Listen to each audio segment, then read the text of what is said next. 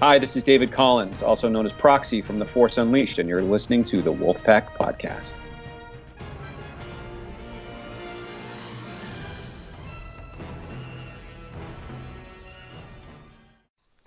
Hey everybody, thank you for tuning in to the Wolfpack Podcast again. We greatly appreciate it. And today we have a very, very, very special guest, and that is, you guys know him as Proxy in The Force Unleashed, and that is David Collins. Hey, how's it going? It's going good. We thank you for coming on. Yeah, thank you very much. Thanks, guys. Excited about it. Well, we're going to start with Logan's question. So, Logan, go ahead.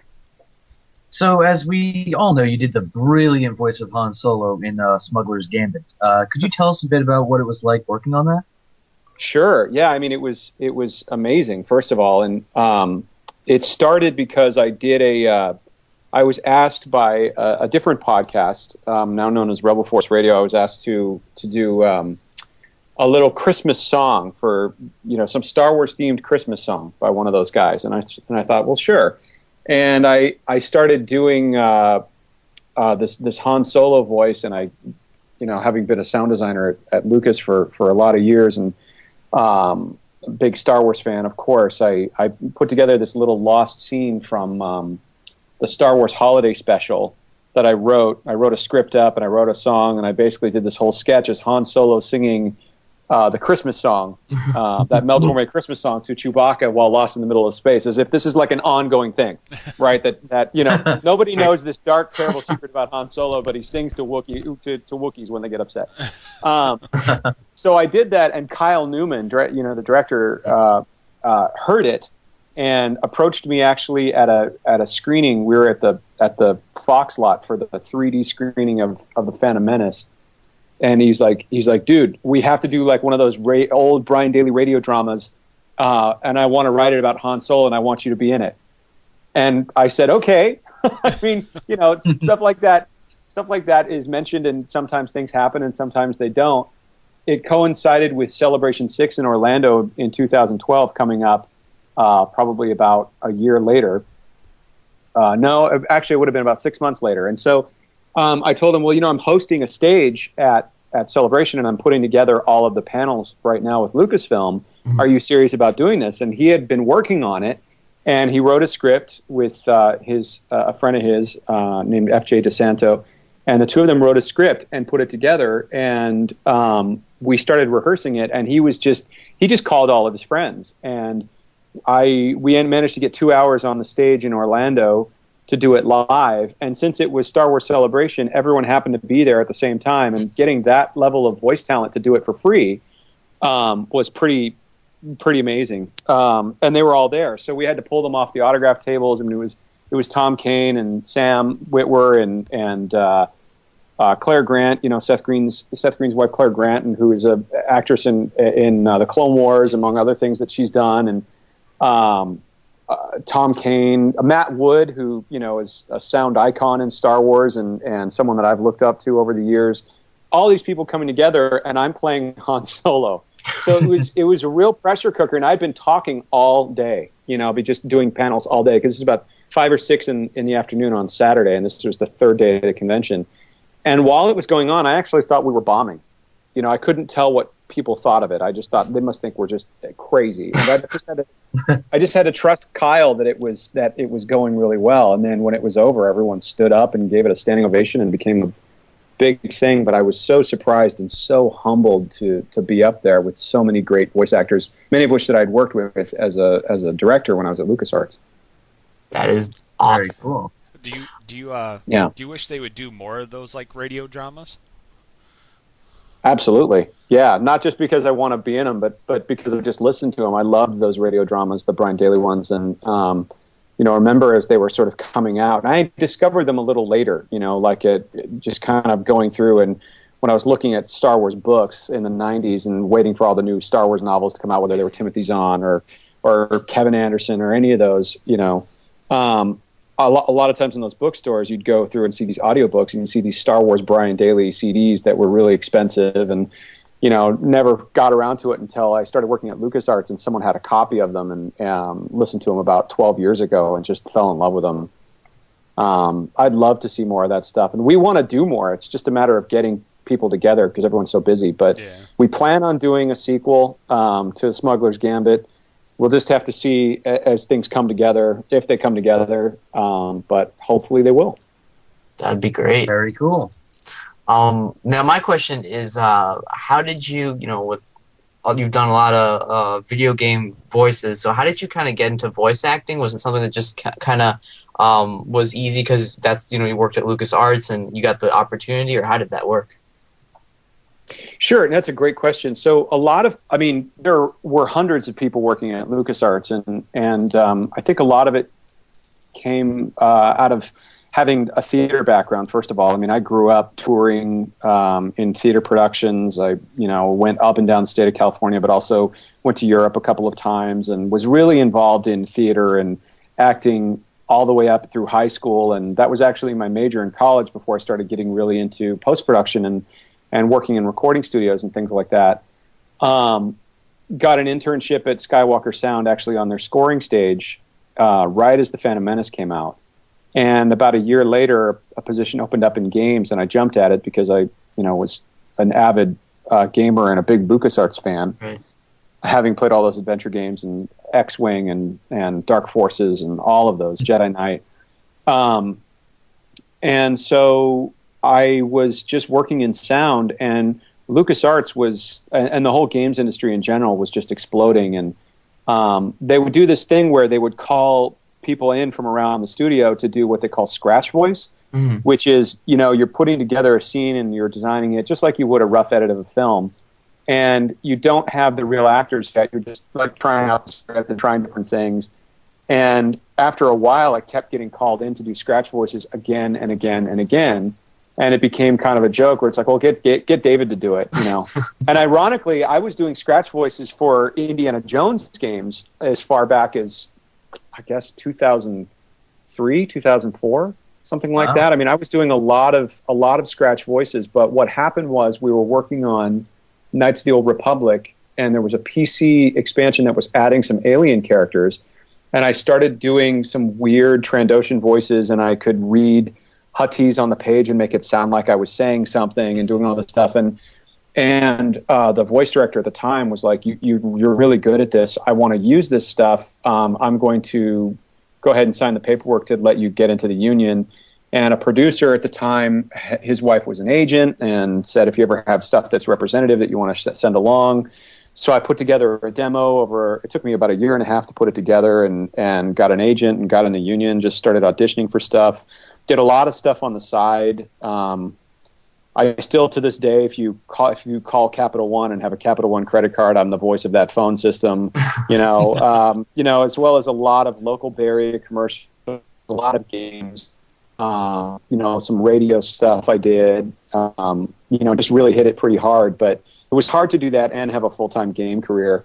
But that's just kind of how it started. Was just making myself available, and then people saying, "Hey, you should pursue this." And the Proxy thing kind of came out of that, although it wasn't something that was conscious. I was reading across from everybody, but I read as Leia when Sam Witwer auditioned.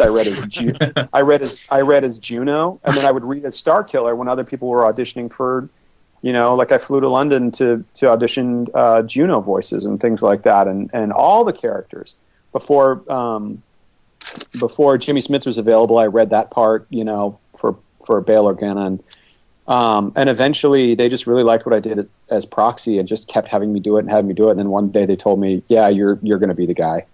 That's awesome. That just kind of happened, Right. So, yeah. Now, what do you think about Proxy? Star Wars Rebels is coming up. We didn't get a Force Unleashed 3 game, so there's a lot of people really want to see, these characters in Rebels. So would you reprise your role as Proxy in Rebels? Oh, twist my arm. Are you kidding me? I do it. In the side. Well, first of all, the truth is I would do anything Dave Filoni ever asked me to do. If he ever decided to ask me to do it, I would jump at the chance because I love the Clone Wars. Dave is great. Really approachable, friendly guy with a lot of responsibility on his shoulders, and the Clone Wars, I feel like I got to be there the first. Well, I did get to be there the first time any footage was shown at Celebration 4 in 2007. I guess it was 2007, the first time they showed that trailer, and people went nuts. Before the show was the show, and Dave was Dave, and I've just kind of had this history with Dave of being there as they show things to the fans ever since the very beginning. I'm hoping that that will continue if I'm lucky enough for it to continue. I would love to be in Rebels in any capacity. As far as the Force Unleashed in Rebels goes, I honestly don't know how that's going to work out or tie together. Right. LucasArts isn't even around anymore. I know the big focus right now for games is Star Wars Battlefront, and I think that is entirely appropriate because the DICE guys are working on it. It's going to be awesome. If there's a Force Unleashed 3, of course I would do it in a heartbeat. If anyone asked, I'd want to jump in. And besides being Proxy, I was the audio lead on the first game, and so that was 2 solid years of working on it every day. So it was my involvement was really high in those. And the second one, it was different. I did voice directing and I mixed the cinematics, but I wasn't the audio lead because I had started working on the Monkey Island games and some other things and the Lego games at the same time. But certainly love that series and would love to see a third one and would love to see some crossover in Rebels. But we'll just have to wait and see. I'm sure that Rebels has a lot of its own amazing things that they want to introduce and share. But hopefully with time, definitely we'll see. All right, Logan, your next question. This is something I was curious from a fan's standpoint. What does Star Wars mean to you? I mean, the films, the comics, the books, the toys.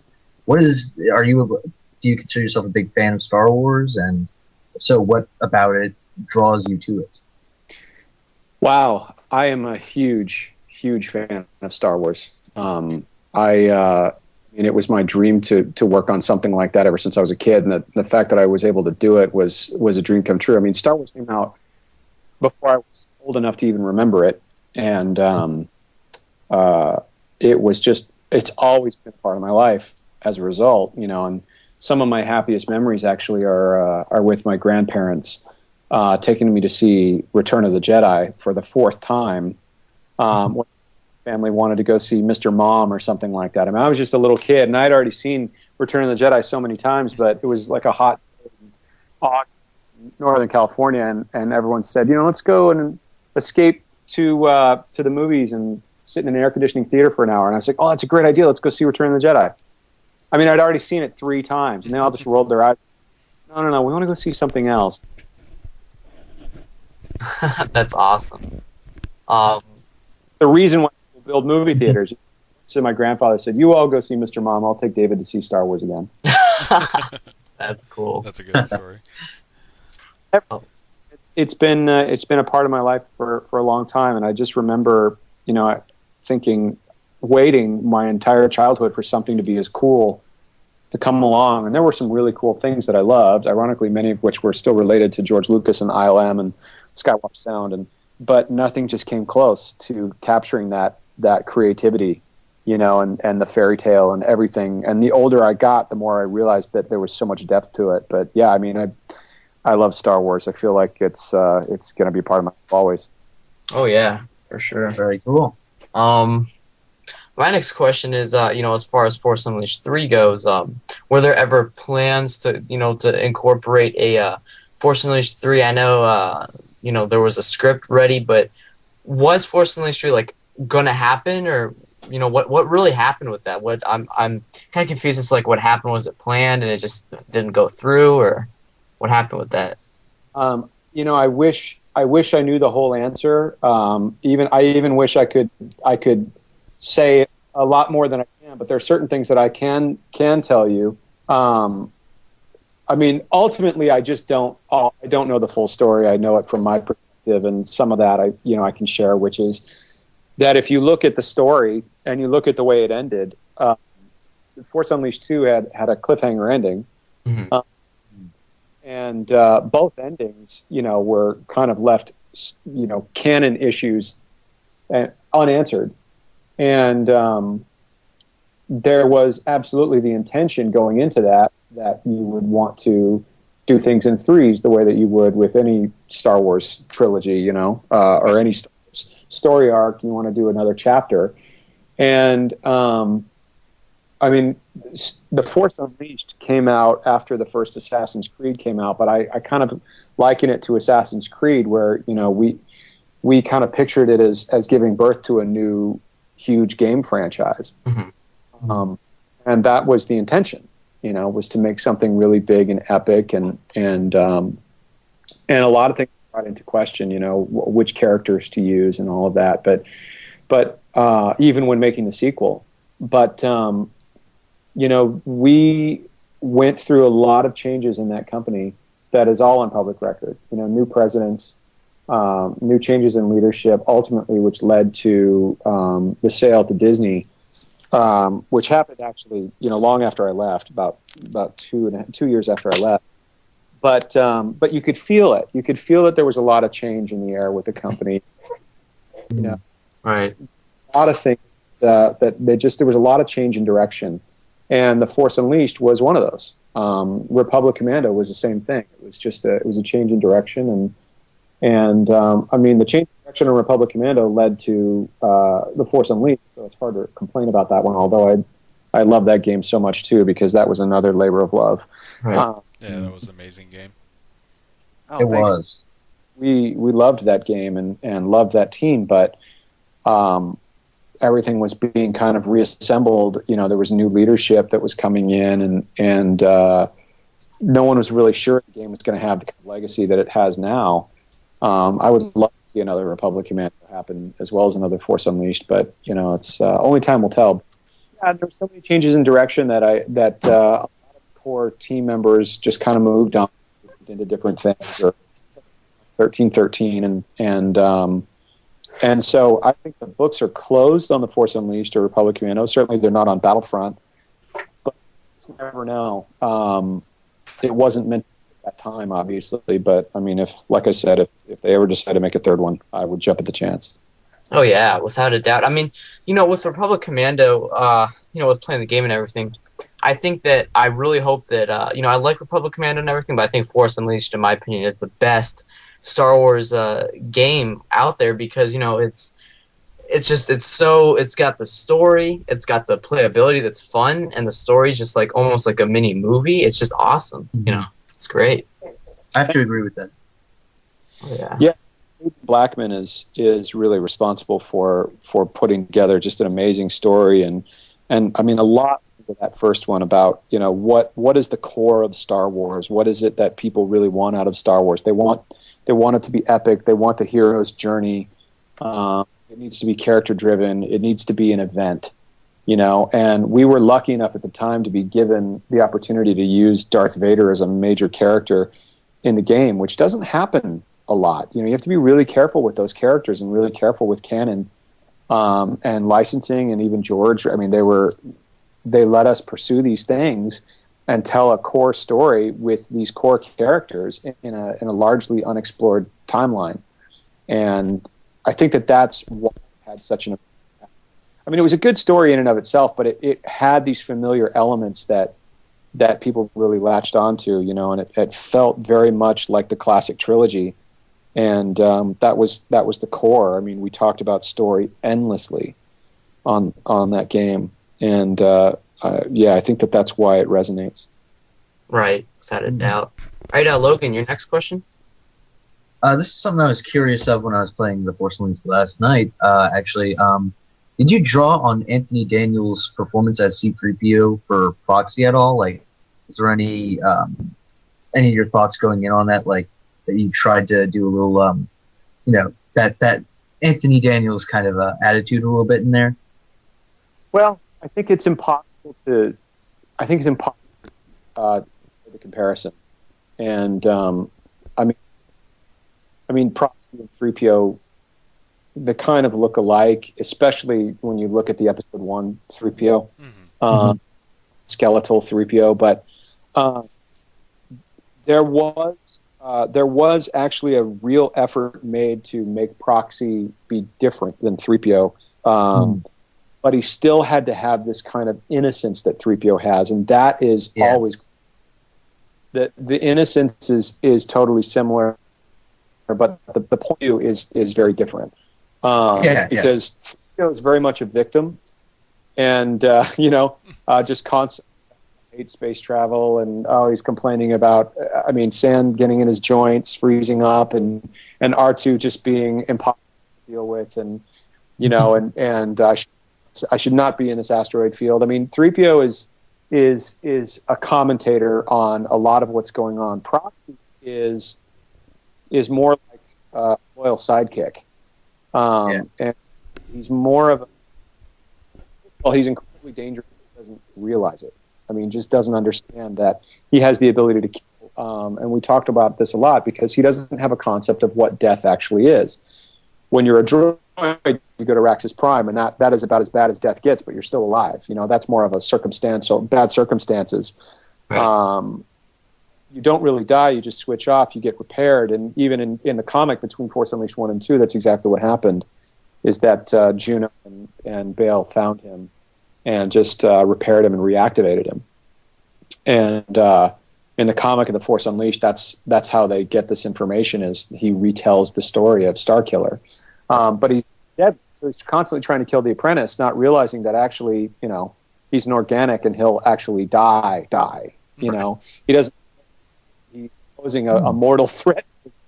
He's just trying to do what he's been programmed to do, which is try and kill this guy, and by doing so, sharpening his skills. But I owe this to you.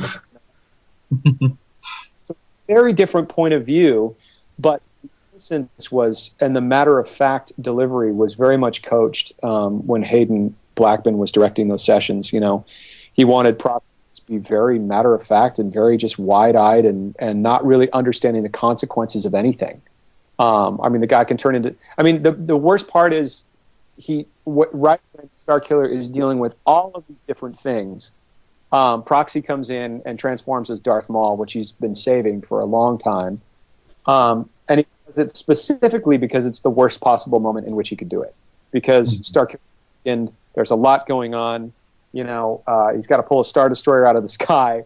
Right. He's got to Starkiller, and Proxy's like, "Oh, this is it. Totally distracted. No, I'm going to kill you." Right.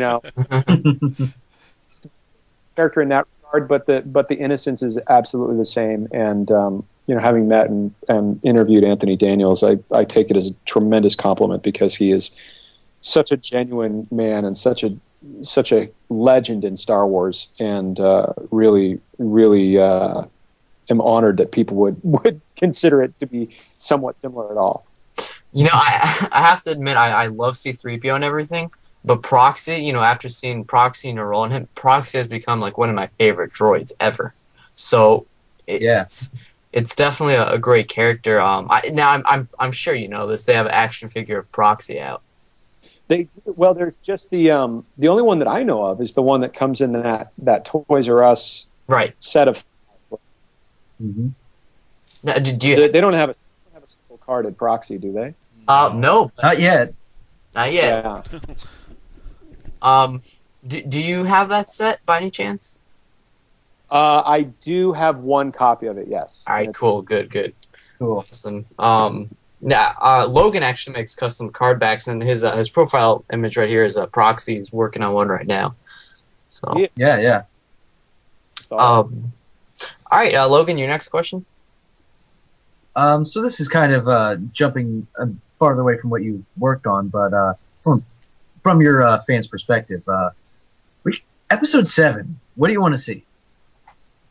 What do I want to see?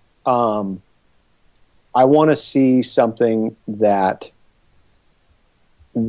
is a continuation in the style and feel of the classic trilogy, so that ultimately watching all of those movies will be a cohesive experience, even with the advances in technology. I actually think it's a bigger challenge than the prequels, because with the prequels, George was trying to build a utopian world before the Empire came and covered it in dirt. Right. It was dirtier and grittier in 1977 through 83 than it was from 99 to 2005. And that was very much done by design, although it kept getting worse and worse as the prequel trilogy went on. I just hope that thematically, visually, story-wise, everything just kind of fits. And it's just as big of a chronological jump. In fact, I think it's even bigger than, say, Episode 1 from Episode 6. I mean, now Episode 7 is going to take place so much later if Mark Hamill and Carrie Fisher and Harrison Ford are actually in this thing. Which I still don't think is quite confirmed, then it's going to be a big jump in time, which means it's going to have to be a new story around new characters, and hopefully those roles are more cameo or very much how Leonard Nimoy is in the new Star Trek movies. I hope that it feels the same, and I hope we have a good time. I actually had a really great time at Star Trek Into Darkness. I don't know if you guys are Star Trek fans. I like Star Trek. I didn't always, and I've really come to appreciate it. Actually, ironically, the guy that I owe my Star Trek fandom to is Sam Witwer. He, I met him years before we did Force Unleashed, and we were good friends. And we talked a lot about Star Wars, and he asked me what I thought about Star Trek, and I thought, well, I like some of the movies, and he actually really encouraged me to go back and watch all that stuff, particularly The Next Generation, and I did, and I got a lot out of it. And I do think that Star Trek Into Darkness is much more Star Wars than it is Star Trek in a lot of ways. But it certainly was fun, and I had a good time. But I hope there's a lot of depth, substance to it. And adding Lawrence Kasdan and all of that that's gone down recently, I hope that adds a lot. I mean, I'm going through the digital books right now that Jonathan Rinsler has. Those digital books and Making of Star Wars. Yeah. But now I went and bought the digital ones on my iPad. I'm in the middle of the Empire one right now, and Lawrence Kasdan's talking a lot about the human spiritual side of things, as was George, in a lot of those legacy interviews. And I think that stuff is really, really important to have these quieter, character-driven moments. Now, they are building a trilogy, so if the first one is a little faster and more intense, then I'm fine with that. Right. I hope that there's room for that in a new trilogy, and that we're given a new set of characters that we love just as much as the originals. And boy, I could go on and on. I don't even know how long I was talking about this, but Episode 7, I just want something that fits Star Wars, and something that hopefully we'll be talking about 20 years from now, or I guess, what has it been, 36 years since the original Star Wars. So hopefully we'll be talking about it for years to come if it's a great movie. Definitely. Now, the recent news of the release date, obviously December 18th, 2015. What do you think about that? You think good move, bad move? What do you think? I think that I'm a little relieved because I had read something in the Hollywood Reporter where Kathleen Kennedy asked to push it to 2016 and Bob Iger said no. Right. And that had me concerned that one of the most successful, I'm being totally honest with you, that had me concerned because one of the most successful producers of all time was looking at the schedule and saying, we need more time. Right. Yeah. And Bob Iger, who has shareholders to answer to, and I'm sure they have very strategic plans in terms of how the money flows, because those issues are very real. It's, he said no. This was according to a Hollywood Reporter article about a month ago. Mm-hmm. The fact that they compromised, or clearly, I mean, I don't have any inside information on this, but there clearly, to me, seems to be a compromise on a December release based on logistics that I'm sure that they're up against, is a really, I think, good sign for the health of the movie, considering that they changed up writers and they haven't started shooting yet. I remember when the deal was announced in October of 2012, a little over a year ago, I was very nervous about 2015, thinking, how are we going to not only do pre-production on a movie that fast, but pre-production on a trilogy, and all these spin-off movies, and figure out how the company's going to change hands, And JJ still had to finish Into Darkness. I mean, I just didn't, the math didn't add up. So while it's always been a May release for Star Wars, I'd rather have a great movie that show my... Totally agree. and make it a very happy holiday as opposed to rush it out and be disappointed with it. Right, definitely, totally agree with that. I think it's really cool. We actually, one of our other hosts who's not here, Dan Curto, he that's around his birthday, so he gets to not only it's not it's coming out like right next to his birthday, so that's really cool. All right, Logan, your next question. You skip me for a second? Yeah, sure. All right, my next question is as far as Rebels go, or no, I'm sorry, not Rebels. Clone Wars. What do you think of the whole cancellation of the Clone Wars? Well, I think it's as someone that saw a lot of cancellations, these things happen. I wish that it had more time to wrap up. I think a lot of my opinion of the cancellation of the Clone Wars will be determined by what happens with the release of the bonus content. Mm-hmm. I still feel like a lot of that is still to be determined. I was disappointed that it wasn't on the complete box set Blu-ray that came out. Right. So I'm hoping that it comes out and it blows us away. I think that I understand from a if I really zoom out and look at it from the top down, I understand that strategically the company is shifting its focus towards Episode 7, and that so many things depend on it. I mean, a giant move just happened in the entertainment industry, which is that Walt Disney purchased Walt Disney Company purchased arguably the biggest franchise of all time. Right. And that changes everything. And because of that, the focus of what is actually a pretty small company, Lucasfilm's actually, just like Marvel, is a pretty small company, shifts and starts moving its energies into supporting different timeline, different story. Everything changes. Do I wish that the Clone Wars was able to finish it out and do one more season? Absolutely. I don't necessarily know if they were set up for that. And the fact that they're doing another show that kind of puts our frame of reference and frame of mind more into the classic trilogy is probably a good move, because it is such a prequel heavy show taking place between Episode 2 and Episode 3. I'm a big fan of Clone Wars. I think that the ending of Season 5 was incredibly strong. It does wrap things up, but it wrapped it up in a very sad way, and I do feel like it's left unfinished. That's why I mentioned, the bonus content. I really hope that we get a chance to look at it. I think it's sad that I know a lot of those people are working on Rebels, and I hope that show just blows us away. Without a doubt. Very cool. Definitely. Now, I forgot to say in the beginning, we just actually interviewed Adrian Wilkinson about an hour and a half ago, and she said hi. So. Oh, good. Oh, yeah. She's great. She's just so great. To chat with. Oh, yeah. For sure. Cool.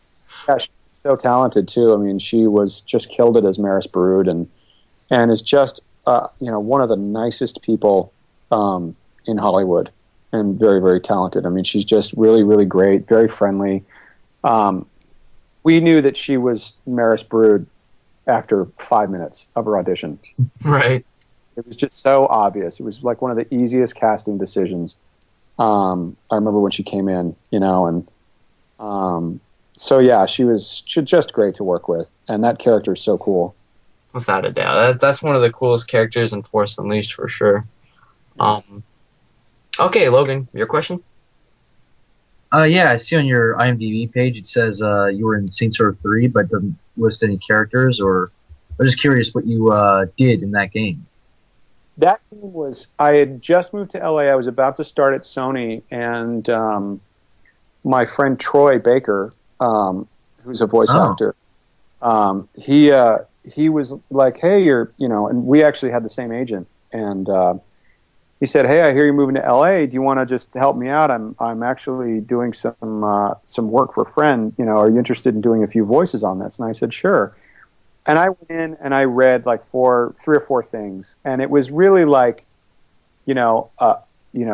when you're recording games like that, like a Saints Row or a Grand Theft Auto or a Red Dead Redemption or something really big like that, there are so many civilians that all have huge voice sets because you're recording multiple lines for all, like dozens of different behaviors that they can have. So even the smallest characters will have hundreds of lines. And so I recorded 2 or 3 characters. I think I recorded, a couple of like street punk type characters, and I think just really background stuff. And there were so many background actors on that my credit, I think, was just additional voices. But yeah, it was right before Sony in 2011. I recorded that, and after. Actually, yeah, I had a question about that. Now, since they're just civilian voices, I always wonder, like, do you just read the lines just like nothing, or do you just do you put more effort into those as you would like any other voice? Oh, a lot of effort into those. I mean, you don't necessarily have a lot of information. I not knowing what I was reading, and he had a pile of scripts that he just needed actors to read, and he said, "Here, try this one, and I would just do them, and I'd get a couple lines of directions, but you're reading them cold. But if you're in the middle of a scene where a cop is chasing someone down, and you're reading "Stop, you're under arrest," screaming it at the top of your lungs, just like you would anything else. So yeah, a lot of effort into it. It's just you don't necessarily have a story really to follow, and it's just more of like almost an ambient character performance. They put dozens of those together, and it becomes this kind of like walla, the sound of through the streets, or the sound of being on a mission and having police chase you, or a street gang chase you, or something like that. But yeah, a lot of effort. And in fact, games are notorious for, especially war games like Call of Duty or something like that, for needing actors to just yell for 4 hours straight because battle. Yeah. And the lines so fast. I remember one time I was doing Force Unleashed pickup with Sam, and he was reading not only his part but all of the sound of the aberrant clones. The clones that were kind of messed up that you fight towards the end. He was reading all those, and in 4 solid hours, going through stuff. And at the end, he was exhausted. And he goes, "How come I'm more exhausted after 4 hours of that than I am after a 12-hour shoot on a movie or a TV show?" Like, and I said, because it's 4 solid hours of yelling, as opposed to you do your scene, someone yells cut, you wait for the next camera setup, you go to the trailer, you come in and you do it again. You're working a long day, but there's a lot of interruptions. Here, there's no interruption. You're just yelling constantly, and as fast as I can hit the record button, So the can be very demanding, even for the side roles. Like a game like Grand Theft Auto 5, which just has so much dialogue in it. Yeah, that's an amazing game and story, and like I think the pedestrians, like when you're just roaming around in it, like just hearing the background voices, just like they say the funniest things, and it's just like the world is like alive in there. It's great work. Into that, everything that you can possibly do, and and that represents thinking of a lot of what if scenarios, and then writing for those behaviors. And you can't just write one line, because there's nothing worse than triggering a repetitive line in a game. You have to write dozens. So if you add that up, all of those different lines times the number of behaviors times the number of civilian characters you have to record, you can imagine. It's in the case of Grand Theft Auto, I'm pretty sure over 100 lines of dialogue. Right. Now, also I saw on IMDb that you were also credited as being in Lego Star Wars 2. What did you play? Just like background characters, or? Yeah, it's funny the way that Lego voices started. The very first Lego Star Wars, which was about the prequel trilogy, I think had one shots in it in a cinematic of Qui-Gon, rubbing his chin and thinking thoughtfully, and there was no voice budget on those games. There was no sound designer cut in the sound of, I think it was him going like that. Well, after that happened, the second Lego Star Wars game, which is the original trilogy, there were all kinds of shots of the Lego characters' faces emoting. And there was no voice budget. Everything was considered a sound effect. There was no, intelligible English in those games. Right. So it was really me and a few other staffers that did everything. And what I mostly did was the sound of, anytime someone eats in one of those games, there's this kind of like sound that happens. And it existed in the Indiana Jones games and the Clone Wars game. I mean, they just kept that same sample going. And the big thing the big moment where you realized that the Lego stuff was actually really funny was there was a cinematic in Star Wars 2 where they did the scene of you don't need to see his identification. You know, they did that whole scene. Yeah. Mm-hmm. And the way we decided to do it, I remember sitting there with the sound designer that was trying to just mix these things, and he was like, I need some sort of dialogue. And so I just went to the Stormtrooper and went, like that.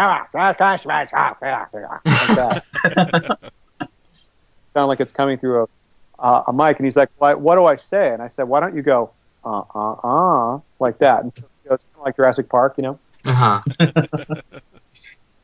That's awesome.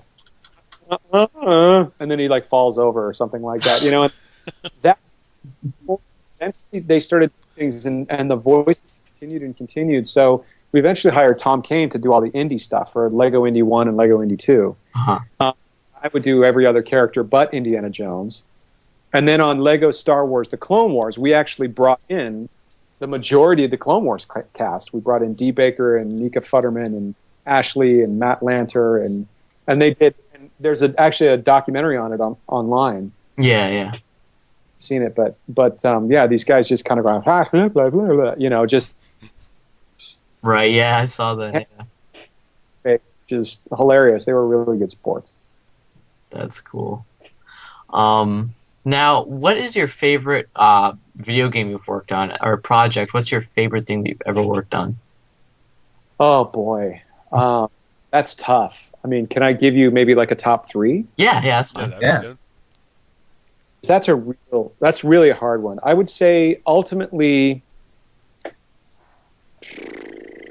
well, let me give you top 3 in 2 different categories. One category is games that I think that are just amazing, and then there are games that I think mean a lot to me and that are my personal favorites because I worked so hard on them. Mm-hmm. And first one I think has got to be The Force Unleashed, and it's because it's such a personal expression of what I love about Star Wars, along with 85 other really talented people.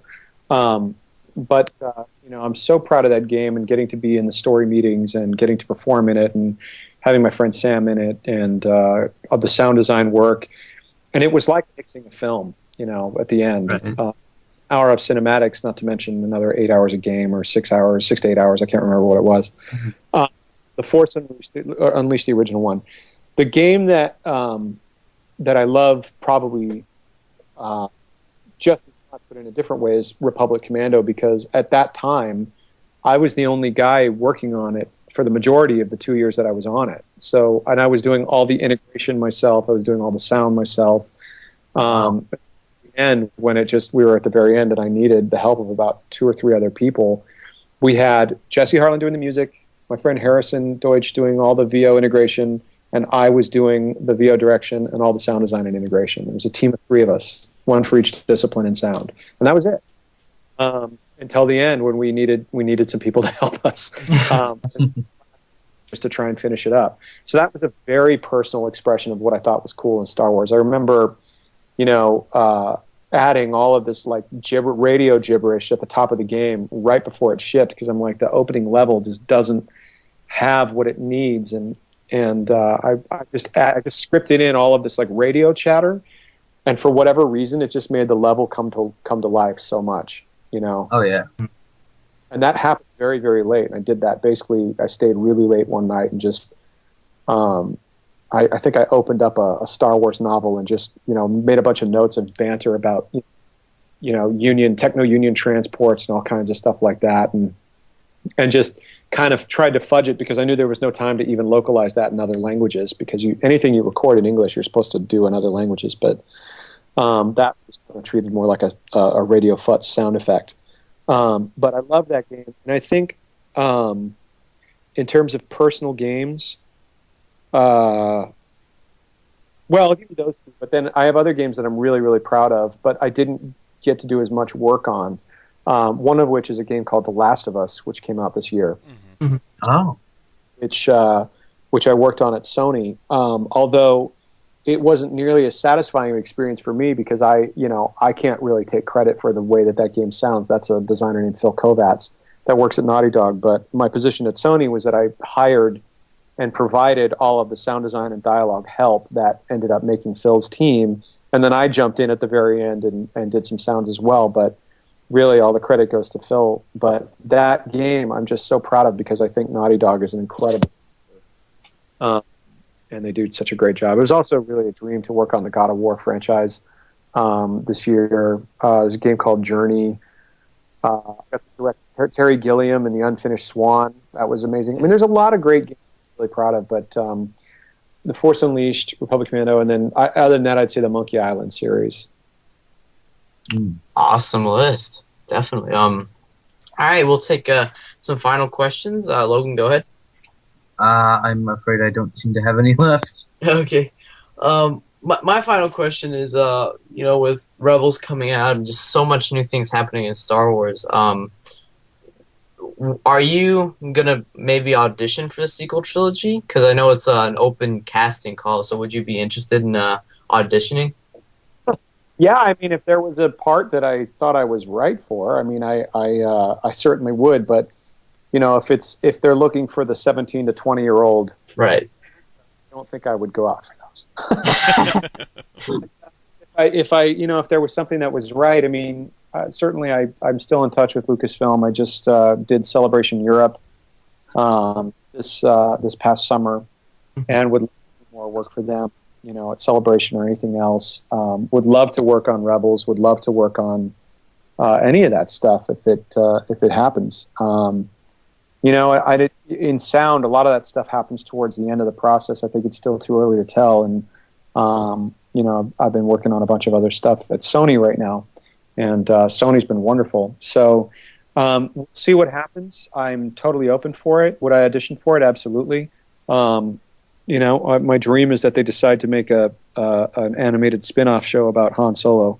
That would be amazing. But no, I don't know. No idea. Your guess is as good as mine. We'll just have to wait and see. Oh, yeah. Now, I actually have one final thing. It's actually a request. Our friend's birthday, who's also on the podcast who couldn't make it, he also had one question, which I guess I'll ask first. His question is, what is your favorite line that you said in Proxy's voice? Oh, gosh, there were a few. One of my favorites was... let's see. Something about having to abandon the ship. So there's something about having to abandon the ship that they were on in the middle of the first Force Unleashed, and I can't remember what the line was, but it was something like, Starkiller says, "Are you trying to kill me? Proxy, are you trying to kill me?" And I think the line was "not yet" or something like that. And Sam just goes, in the table read, he goes, "Proxy, you trying to kill me?" And I go, no, yes. Well, not this kind of like confused, like, oh, that's a good idea. No, that's a really good point. This like moment. And the other one was, and Hayden gave me all kinds of crap about this at the time, but we were in the table read, and Sam starts doing the scene where I'm going, Captain Juno Eclipse, born on Korlag, where she was the youngest pilot ever accepted into the Imperial Academy, decorated, doing this whole thing as Juno, and then Proxy, who's that? Which, what? Oh, why are we whispering? That whole thing. Why are we whispering was not in the script. It's just something that I did at the table read that because of Sam was very much acting like, like we were kids on the elementary school playground, and there was a new, in the school. He's like, Proxy, wait, who's that? What? Suddenly is here. And so I shoehorned it into the scene because the script for the scene, and forever the rough cut of that, Proxy pulls you aside, and I just say, yes, your new pilot has finally arrived, and because Starkiller's head was turned away from camera and Proxy doesn't have lip sync issues, I actually found an alternate take from the mocap session where he was like, "Shh, who is that?" And I recorded myself saying, yes, why are we whispering? And I cut it in and just played it for Hayden. And he's like, I can't believe you actually managed to get that back in there. After I put it to him, and he just decided to let me leave it in there. That's awesome. And it said something about their relationship and added just some levity to the scene after that really heavy opening with Vader. Right. And so he left it in. But it was so late in the process that I actually had to mute that for the other language versions because we didn't have it recorded in other languages. So when I mixed the scenes in like French, German, Italian, Spanish, whatever, I actually had to mute those lines. So it's just Proxy, and then, yes, in French. But I loved those two moments. I loved ad-libbing stuff with Sam. That was really fun. That's awesome. Great story. Well, Dave, we really appreciate you coming on. It's been an absolute... Oh, I'm sorry, I forgot. So our friend's birthday's coming up on Monday, so we're wondering if maybe you could just wish him a happy birthday. That'd be awesome. His name is Mike. Yeah, how old? Or do you not want me to say? I won't say. I'll just say happy birthday. How's that? That would be great. Thank you. Hey, Mike, this is David Collins, also known as Proxy from The Force Unleashed. Just wanted to wish you a very happy birthday. And may the Force be with you. Awesome. Thank you very much. That's so cool. Thank you very much. That's going to make his day. Well, thank you so much for coming on, David. We really appreciate it. Had a blast. And well, thanks, guys. Yeah. Thank you so much for joining us. Had a great time hearing your stories.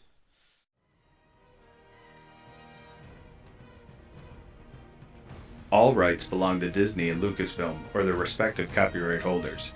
This is a fan podcast, only meant for entertainment and information purposes. Head on over to StarWars.com for any official news, and be sure to subscribe to our channel, and the Force will be with you always.